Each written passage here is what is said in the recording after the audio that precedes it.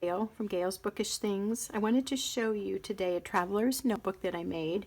It's a flower theme and it's like springy colors, lots of pinks and greens and soft blues.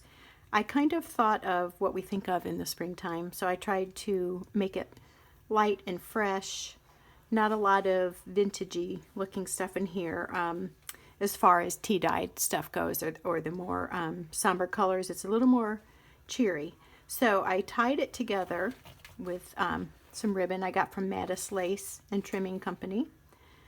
And I did the cover in scrapbook paper. I layered it here. I did a picture from Daphne's Diary, and I put some cheesecloth there and Mod Podged this all, and I glue gunned this matching button on. The seam I covered with scrapbook paper to reinforce it. And as you can see, the scrapbook paper goes all the way around, and hopefully you can see the little Handmade with Love tag, I guess you could call it, I put on the back. All of this is coated with antique Mod Podge, and it just gives it a little more durability. This book has 40 pages, and when I say page or hear that, I'm always confused. Do you mean front and back or just one side? There may be a technical term, but I just want to clarify that it's 40 sides, so a front and a back would be 1 and 2.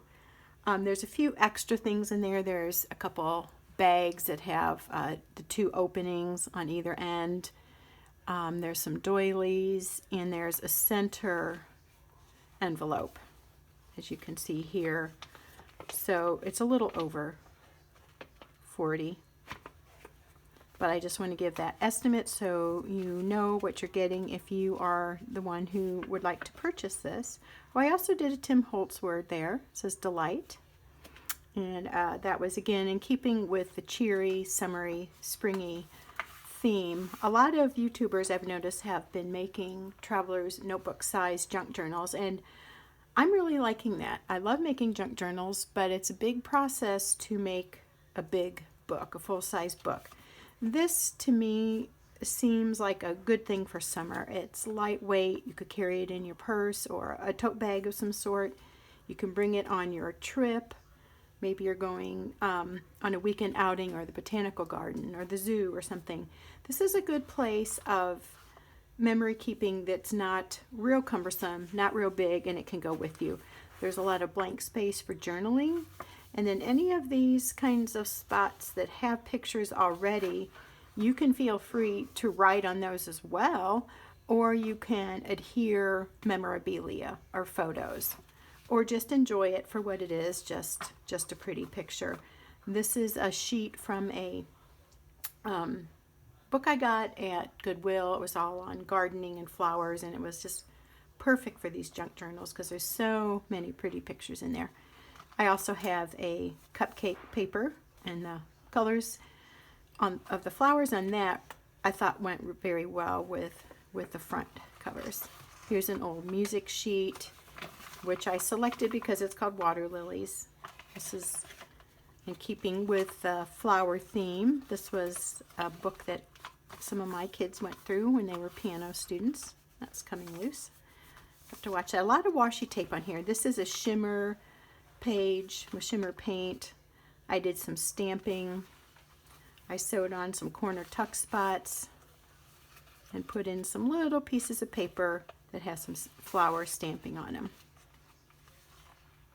This pink sheet is made with acrylic paint dipped in water that had been swirled with the paint. Again, more stamping.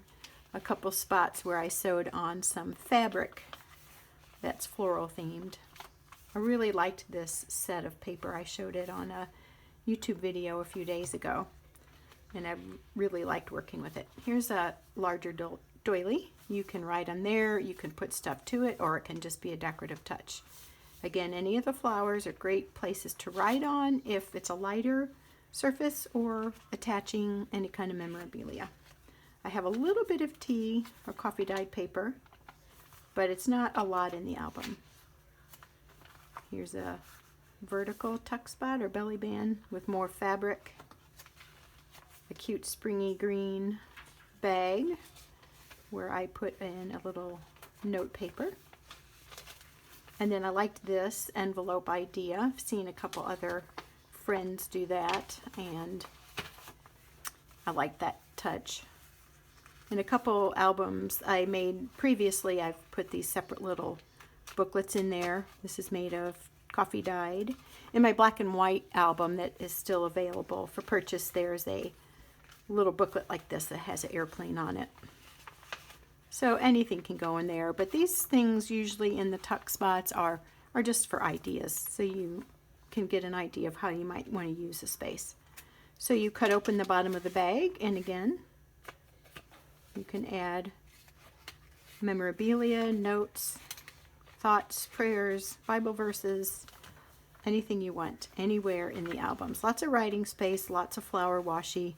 This is just a card that I clipped on so it stays in place. I thought these prints were so pretty together. They are, again, most of them are from a set, and I love how they coordinated that. And then this folds out for extra writing space.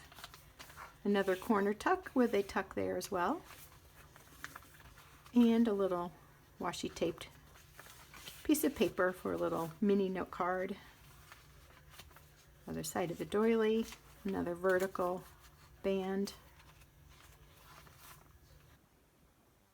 Goes all the way through. And